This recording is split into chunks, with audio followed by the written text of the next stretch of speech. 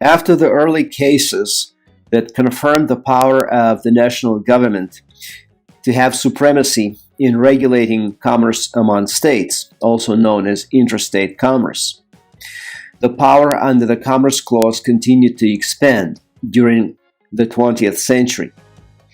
We'll look in this video at a series of cases that have significantly advanced the power of the national government under the Constitution, and we see how it was accomplished through the use of the Commerce Clause in combination with the expansion of implied powers. Now, Wickard versus Filburn is our first case. In this particular case, Roscoe Filburn, a farmer, has exceeded the production of quotas on wheat, which were placed on this particular product during the Second World War. And the reason why production quotas were in place was to maintain a relatively high price of wheat, not allow overproduction, not to allow the prices to collapse. So he overproduced. Having overproduced, he was fined, and he decided not to pay the fine. Instead, he objected to this fine, and so there was a lawsuit. Claude Wickard was the Secretary of State, the Secretary of Agriculture, and he was named in this particular lawsuit. So the farmer's contention, Roscoe Filburn's contention, was that everything he produced in terms of his wheat was consumed by him, his family, and his animals. So the excess production could not be regulated because it was not destined for interstate commerce. In fact, it was not destined for any commerce at all. It was consumed locally. And therefore, the federal government had no right to impose any limitations on it or to regulate it in any way. Now, this particular case, the farmer lost. The Supreme Court ruled that even though everything was consumed locally, Filburn's activity still substantially impacted commerce among states. Because if Filburn and people like him had to go out into the marketplace and buy more wheat to satisfy their domestic consumption, that would drive up the price of wheat. So according to Filburn's own admission, he needed everything he consumed. And had he not produced over the quota that was imposed, he would have gone out and he would have bought more wheat, and those like him would have done the same, and they would have driven up the price of wheat. So since Congress can regulate commerce among states, that must include, as an implied power, the ability to regulate prices of a specific commodity that is involved in interstate commerce. So Wickard won, Filburn lost. And we have Gonzales versus Raich, an interesting case. In 1996, the state of California legalized medicinal use of marijuana. And in this particular case, Angel Raich grew medicinal marijuana for herself, for her own consumption. It was doctor prescribed to her. And she was arrested for growing marijuana after the Drug Enforcement Administration agents raided her property. Now, she claimed that the federal government cannot outlaw the use of marijuana, for purely private medicinal purposes. She said, I'm not selling it to anyone, I'm growing it myself, and I'm using it myself. But in this particular case, by a 6-3 decision, the Supreme Court took exactly the same line that it took in Wickard versus Filburn. So these are almost like the same case. The products are different. We have weed in 2005 versus wheat in 1942, but the logic is the same. The Supreme Court said that here the federal government was in fact regulating a class of activities known collectively as the interstate market in marijuana. And so Congress's ability to regulate an interstate market in marijuana or any given product must include the power to outlaw this product altogether. So from the point of view of constitutional law, said the Supreme Court, it didn't really matter that Angel Rage grew her medicinal marijuana for herself only. What mattered was that her activities and those activities of people like her had an impact on overall market in marijuana. And Congress can do what it wants with that market. It can regulate prices in that market, or it can outlaw that market altogether, which is exactly what it has done. Heart of Atlanta Motel versus United States was an important Supreme Court case that occurred after the Civil Rights Act of 1964 was passed. This act was challenged on the grounds that the federal government could not pass a law that banned racial segregation. Now, prior to 1964, privately owned facilities that served the people could be segregated by race. In southern states, pretty much everything was segregated by state law. In a number of other states, it was left up to businesses. For example, in a state like Nevada, segregation was not required by state law, but it was allowed by state law. And so the question of whether to segregate or not to segregate was left up to businesses themselves.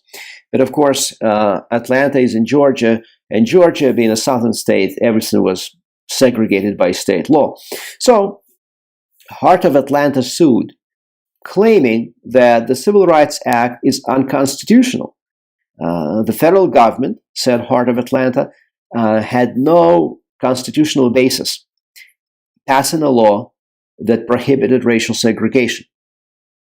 And the federal government responded by saying that it desegregated privately owned facilities that served the public because it could regulate interstate commerce. And by ending segregation of privately owned facilities, it was taking a necessary and proper step in regulating interstate commerce. Now, this is tricky. The federal government couldn't say, we're doing this because we think it's the morally right thing to do. Why not? Because the power to legislate for the things like morals, welfare, health, and safety is left up to the states. Collectively, these are known as police power. The state's police power is the power to regulate for the morals, welfare, health, and safety of the people. So the federal government could not take that legal approach because the Constitution would not be on its side. So it tried to use this Commerce Clause argument in combination with, of course, necessary and proper clause. And the Supreme Court ruled in favor of the United States, upholding the Civil Rights Act. Heart of Atlanta Motel lost its case, and racial segregation of privately owned facilities has legally ended. Now, in 1995, and in fact, also in the year 2000, we have begun to see attempts by the Supreme Court to actually push back against the federal government in its march to expand its power under the Commerce Clause. The 1995 case United States versus Lopez addressed the so-called 1990 Gun-Free School Zones Act, which forbade individuals from knowingly carrying a gun in a school zone. Now, the court said this Gun-Free School Zone Act is unconstitutional because it has to do with ordinary crimes. And things that are about ordinary crimes are not up to the federal government to regulate. These are things that fall under the state's police power, which is once again the power to regulate for the welfare, safety, health, and morals of the people. Now, the federal government tried to argue that this was really about interstate commerce, that if there is not a uniform nationwide law about guns near public schools, then parents will be reluctant to move with their children from one state to another, for example, when they want to take a new job. And that impacts interstate commerce. And it's interesting that the court's decision was a very close one, it was 5-4.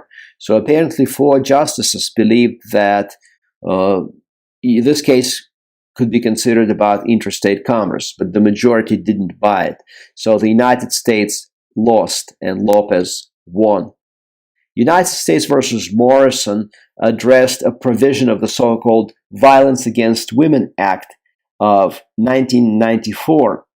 And this act imposed civil penalties for rape. In other words, it allowed victims of rape, women who were victims of rape, to sue their assailants in a federal court for money. The Supreme Court said that portion of the Violence Against Women Act is unconstitutional because this is a matter for ordinary administration of justice. This falls under the state's police power.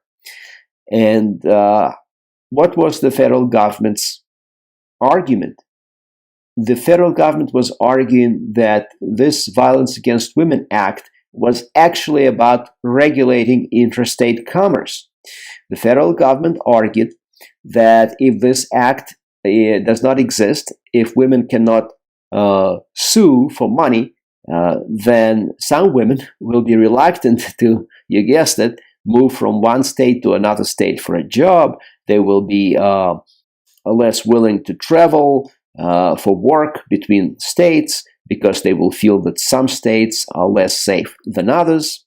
But the Supreme Court, once again, the majority refused to see it this way. They just saw it as a ordinary administration of justice.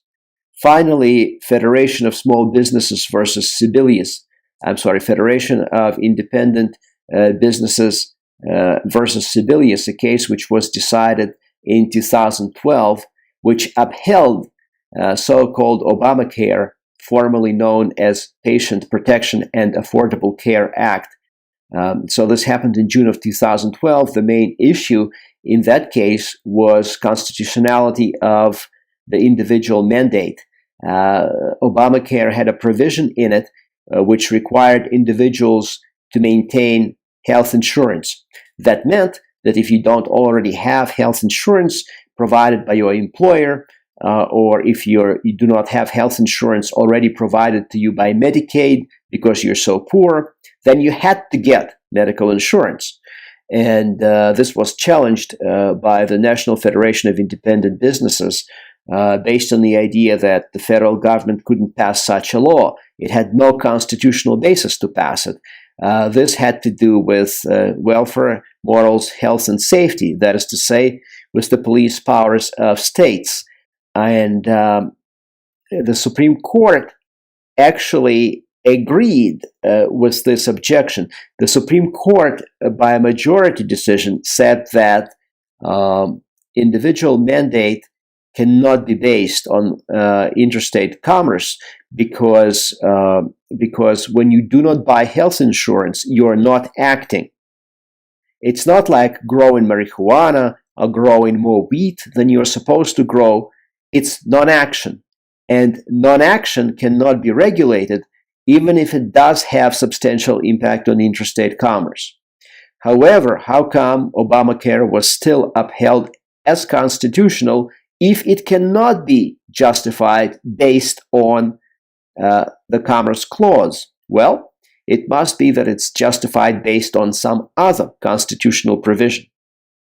And in fact, by the 16th Amendment, Congress can derive revenue from any source that it wants to. And so the Supreme Court, speaking through Justice John Roberts, decided that when people refuse to buy individual coverage, they could be fined. They would have to pay a fine. And that fine is a form of tax.